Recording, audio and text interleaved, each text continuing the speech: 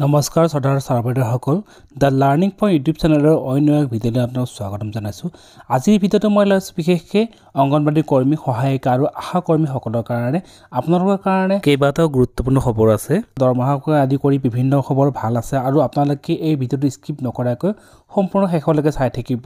Video' আৰম্ভ কৰাৰ আগতে মই আপোনালোকক অনুৰোধ কৰিব বিচাৰিছোঁ, যদিহে আপোনালোকে প্ৰথমবাৰৰ কাৰণে মোৰ চেনেলটো চাই আছে তেতিয়াহ'লে এটা ছাবস্ক্ৰাইব কৰিব আৰু লাইক কৰিব আৰু মই এনেধৰণৰ ইনফৰ্মেটিভ ভিডিঅ' আপোনালোকৰ কাৰণে লৈ আহি থাকিম। গতিকে আহক আমি ভিডিঅ'টো আৰম্ভ কৰোঁ। আপোনালোকৰ কাৰণে প্ৰথম খবৰটো হ'ল যে এতিয়াৰ পৰা আয়ুষ্মান ভাৰতৰ সুবিধা আশা কৰ্মী, অংগনবাড়ী কৰ্মী আৰু সহায়িকাসকলে লাভ কৰিব আৰু এই প্ৰসংগত কেন্দ্ৰীয় কেবিনেট মন্ত্ৰী তথা বিত্তমন্ত্ৰীয়ে সংসদত প্ৰস্তাৱ লয় যে এতিয়াৰে পৰা আপোনালোকে আয়ুষ্মান ভাৰতৰ সুবিধা লাভ কৰিব আৰু এই আয়ুষ্মান ভাৰতৰ অধীনত বিনামূলীয়াকৈ ৫ লাখ টকালৈকে আপোনালোকে বিনামূলীয়া চিকিৎসা লাভ কৰিব আৰু এই প্ৰসংগত কেন্দ্ৰীয় মন্ত্ৰীগৰাকীয়ে সংসদত কি প্ৰস্তাৱ আগবঢ়াইছিল শুনো আহকচোন। Ayushman Bharat healthcare cover under Ayushman Bharat scheme will be extended to all ASHA workers, to all Anganwadi workers and helpers.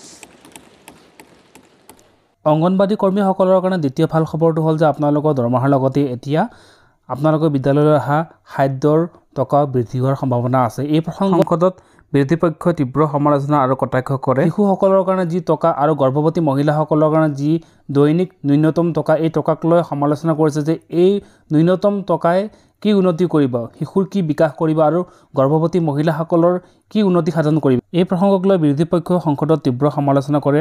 আহকচোন এটা ভিডিঅ' ফুটেজ চাওক। कि आंगनवाड़ी केंद्रों में जो पैसा मिलता है, अभी वो कैलकुलेटर से जोड़ रहे थे, समान छात्रों के लिए 8 रुपया प्रतिदिन, गर्भवती महिलाओं के लिए 9.5 रुपया प्रतिदिन और अति कुपोषित लोगों के लिए 12 रुपया प्रतिदिन ये राशि भेजी जाती है। क्या महोदय ये 8 रुपया प्रतिदिन पर कुपोषण को दूर किया जा सकता है? तो बच्चे बौने नहीं होंगे तो बच्चे क्या अमिताभ बच्चन होंगे महोदय? इसलिए चिंता का विषय है, ये विभाग ही बौना है महोदय। গতিকে অতি শীঘ্ৰে আপোনালোকৰ যি বিদ্যালয়লৈ অহা পুঁজি, খাদ্যৰ পুঁজি, সেই খাদ্যৰ পুঁজিও বৃদ্ধি হোৱাৰ সম্ভাৱনা আছে। কাৰণ বৃত্তিৰ বিষয়ে মাত মাতিলেহে শাসকীয় পক্ষই এই বিষয়ে চিন্তা কৰিবলৈ বাধ্য হয়। গতিকে আহক আমি পৰৱৰ্তী খবৰটো চাওঁ।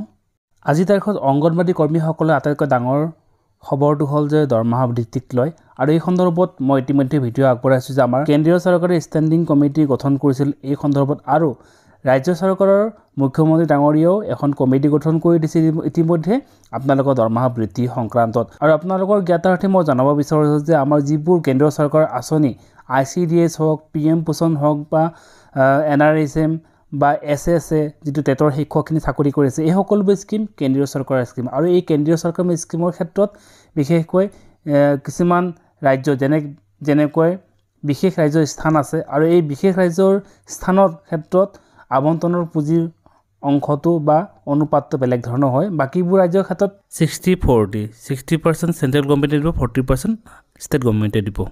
কিন্তু আমাৰ যি বিশেষ ৰাজ্য আছে উত্তৰ পূৰ্বাঞ্চল, ইয়াতে অসমখনো পৰিব আৰু এই অসম এখন উত্তৰ পূৰ্বাঞ্চলৰ ৰাজ্য আৰু এই স্পেচিয়েল ৰাজ্য বা বিশেষ ৰাজ্যৰ বাবে এনেবোৰ ৰাজ্যত যিবোৰ কেন্দ্ৰীয় চৰকাৰৰ আঁচনি, এই আঁচনিবিলাকৰ টকাৰ 90% কেন্দ্ৰীয় চৰকাৰে দিয়ে আৰু 10% ৰাজ্য চৰকাৰে দিয়ে।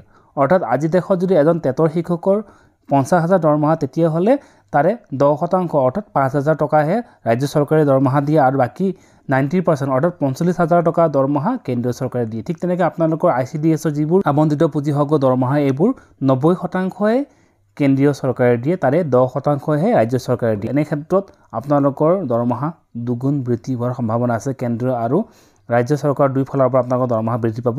এইটো এটা আছিল বৃহৎ খবৰ আপোনালোকৰ কাৰণে যে আপোনালোকৰ দৰমহা দুই পক্ষৰ পৰা বৃদ্ধি হয়।